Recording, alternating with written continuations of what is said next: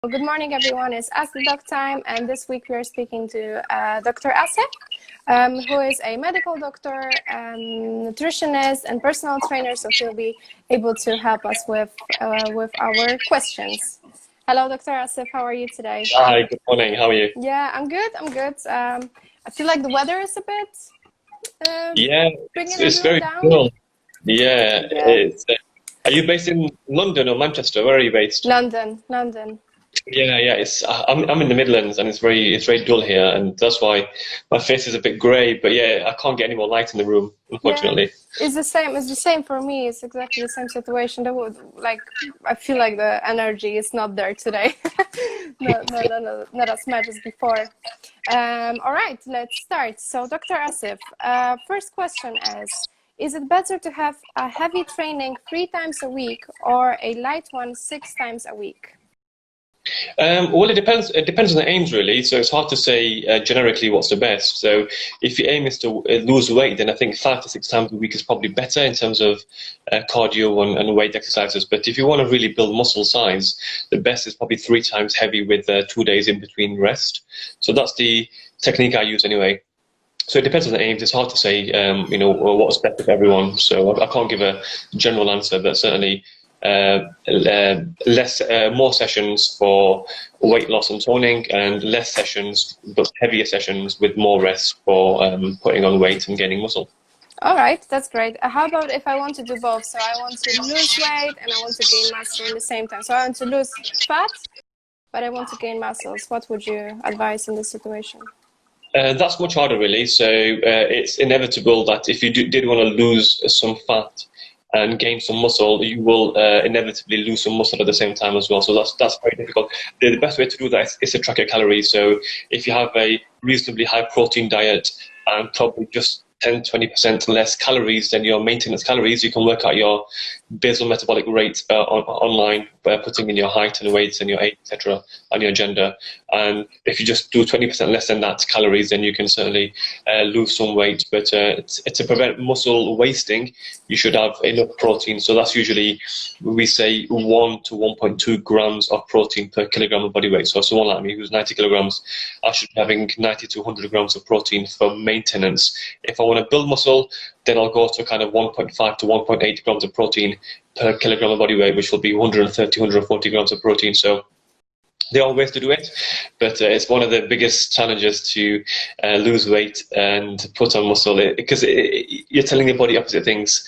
Losing weight means going into a catabolic state, and putting on muscle is an anabolic state. So it's very difficult to give your body conflicting messages. It's like having hot and cold water at the same time. It's very difficult. How about if I want to gain weight and gain muscle at the same time? So I want to, yeah.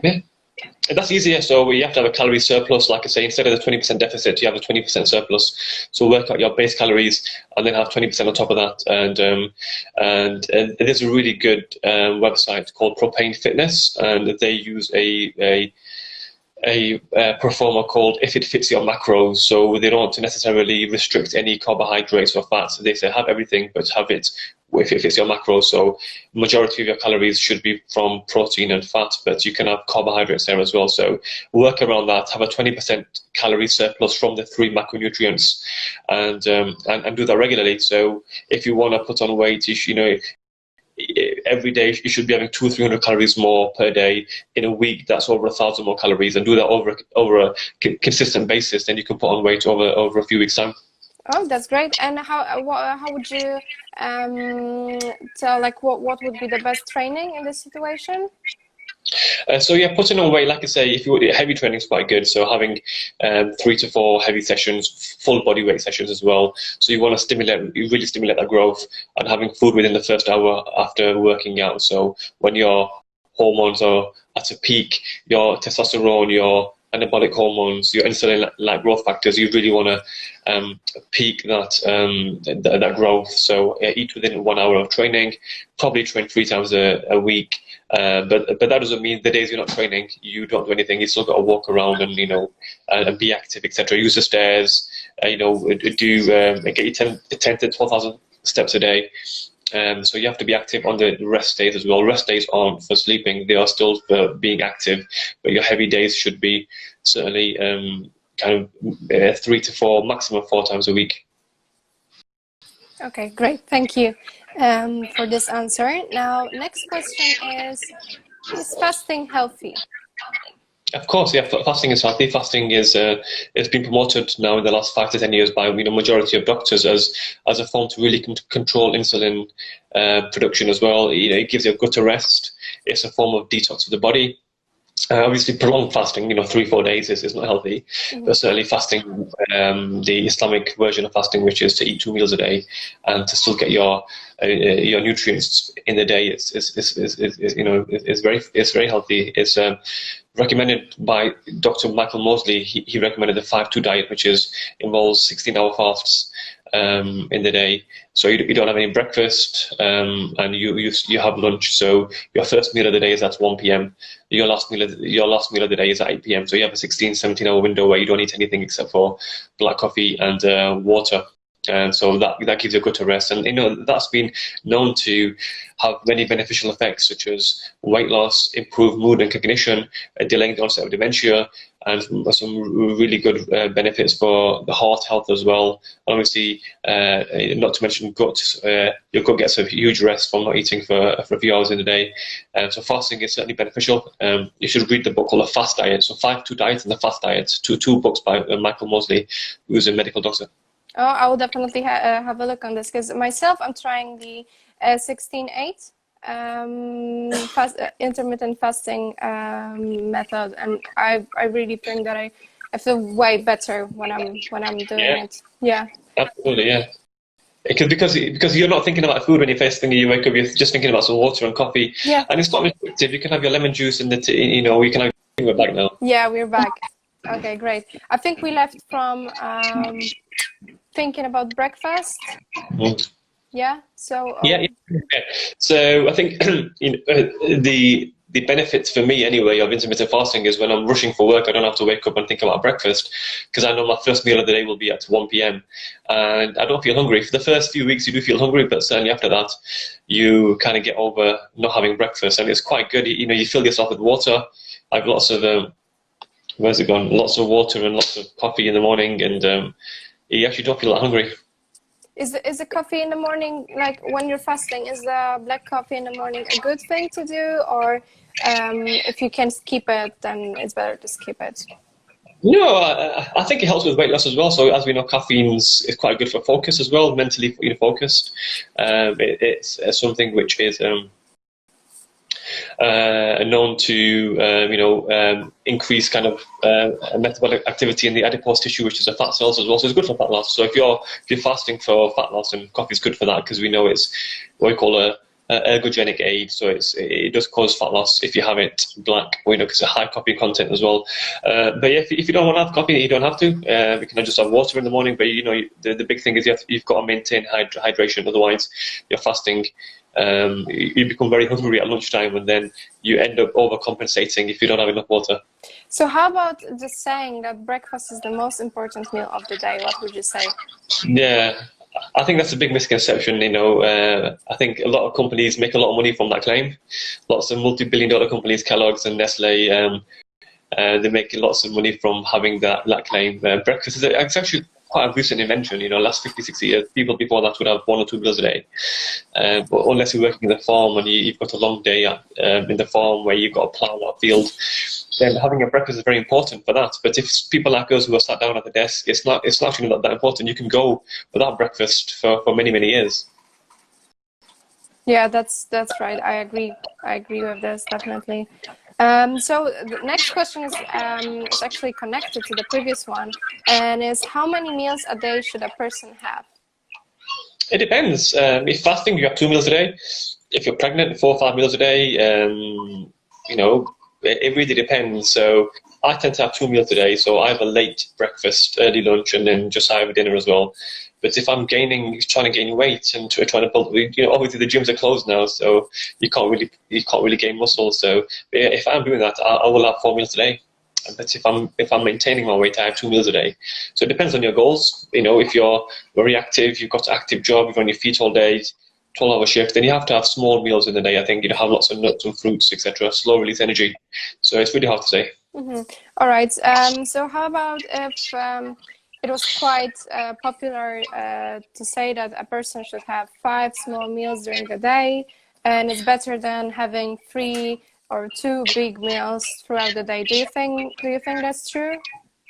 Well, if people get sluggish after having two big meals, and perhaps having five, six smaller meals is probably more beneficial for them, because what happens with smaller meals is your insulin doesn't spike as much, and therefore you feel less lethargic after the meal. So if you're someone who gets very drained after a meal, then it's probably better to have five, six smaller meals as well. And so, when I'm working a long shift, I like to have smaller meals as well. I don't like to have a big meal, because when I finish my meal, I'm so tired. I have smaller meals, spread them out throughout the day, and have lots of water and milk and nuts, etc., throughout the day. So it's hard to say what's the best. Depends what works for you. Some people, like myself, can have 2 meals a day quite easily on a weekend, and I think I'm quite happy with that. To have a late breakfast and have my dinner at 7 p.m. So I have my breakfast at 11 or perhaps 12 o'clock in the afternoon. It's quite a late breakfast, and then I have my evening meal at 7 p.m. So it's only 2 meals in a day, and I feel perfectly fine after that.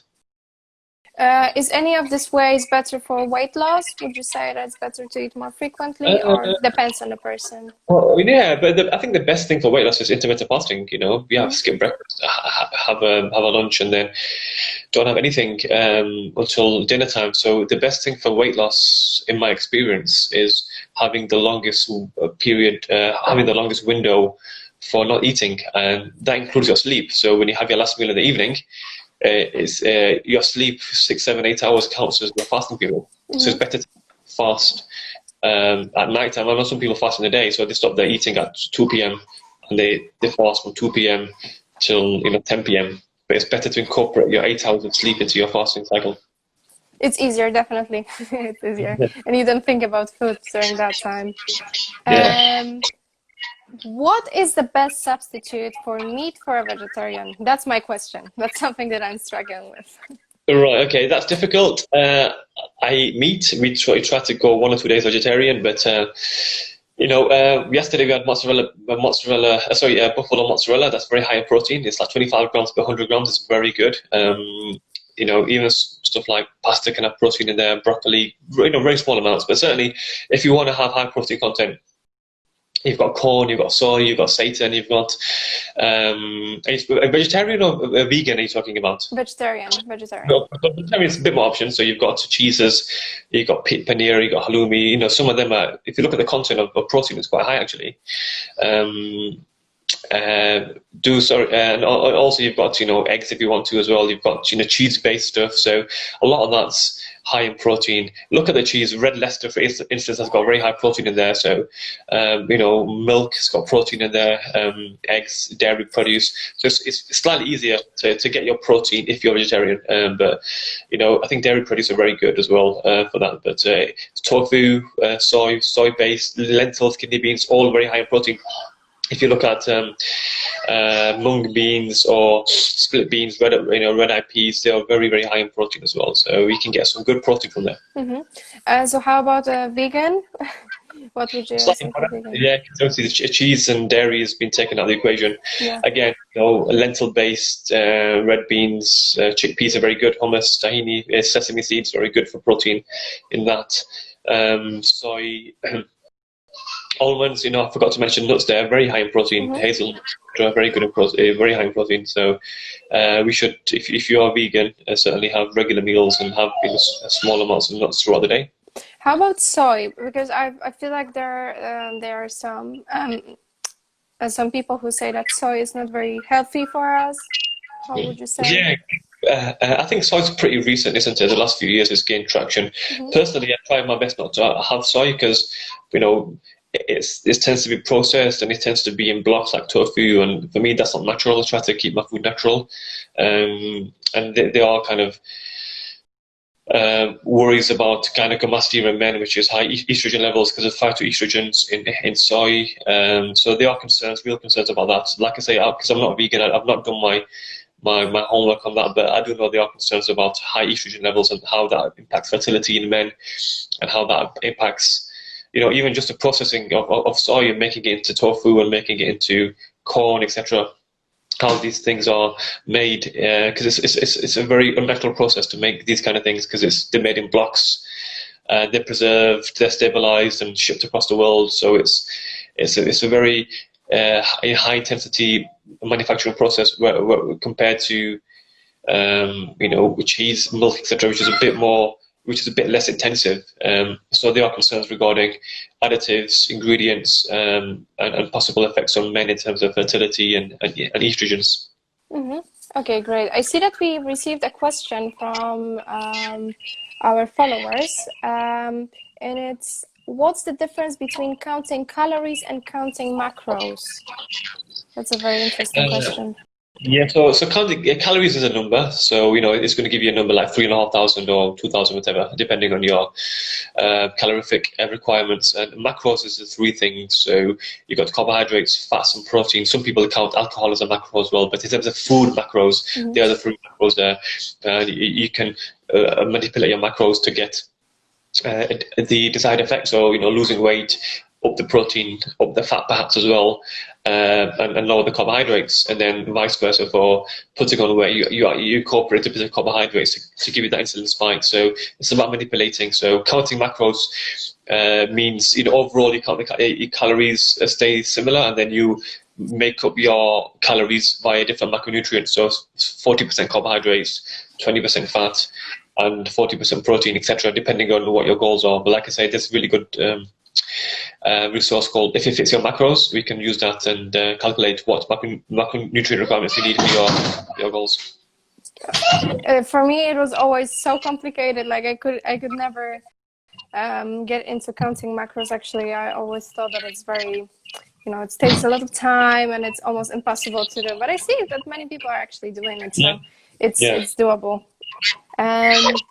Next question is, are light versions of drinks better than the regular ones? So I guess it's like regular Coca-Cola and Coke Zero. What would you say to that? Well, I do like a soft drink once a week, so I do prefer the light version. I just think the sugar content in the normal version is so high, it puts me off. For instance, ginger beer, which I like, it's got like 25 grams of sugar in there, same as Coke as well. So I know there are concerns regarding lighter versions, such as the 0-calorie Coke and their use of aspartame and phenylalanine as sweeteners, etc. But for me, I'm not worried about that. I'd rather take the small risk of that compared to the real risk of having 25 grams of sugar, which I know as a doctor causes diabetes if you have it over a long period of time, causes cavities, causes so many bad things, causes ADHD in children. So I'd rather have the less sugar version, the lighter version as well. And to be honest, if you close your eyes, you can't really tell the difference in taste. It tastes the same. I can't really tell the difference. It's a similar taste, but with much less calories. So I'm quite happy with that. I can enjoy my soft drink without having to worry about the calorie content.